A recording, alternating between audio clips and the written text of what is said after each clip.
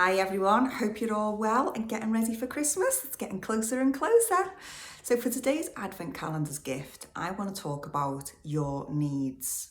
How often do you actually check in with yourself and think about what your needs are? Like outside your basic needs of food, shelter, warmth, clothing, what other needs do you have that need to be met? Or are you very busy tending to everybody else's needs and forgetting about your own? Now, you may have heard of Maslow's hierarchy of needs, and then Tony Robbins did like a bit of a updated version of that with the 6 human needs.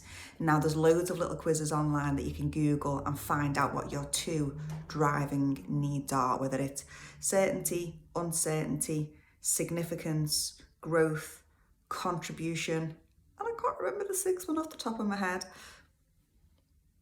I shall add it on the copy to this video. So when you discover what your top driving 2 needs are, you will gain a deeper understanding into why you behave the way you do.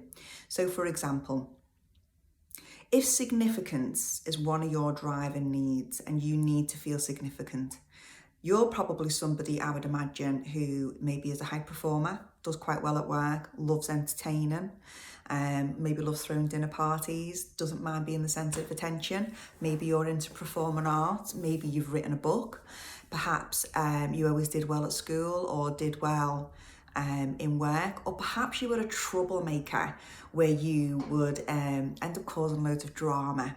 Anyway, all of those things makes you feel significant, and that's one of your drivers, which means you strive to have that need met on a regular basis. So think about people like young kids who end up in gangs.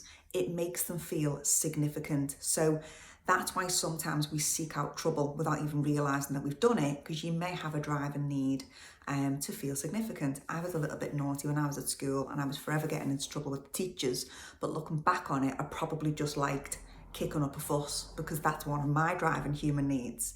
Now, that's the negative side of it. The positive side is that you're normally fairly successful and that you are normally very driven and that you will keep going until you reach the point that you want to reach.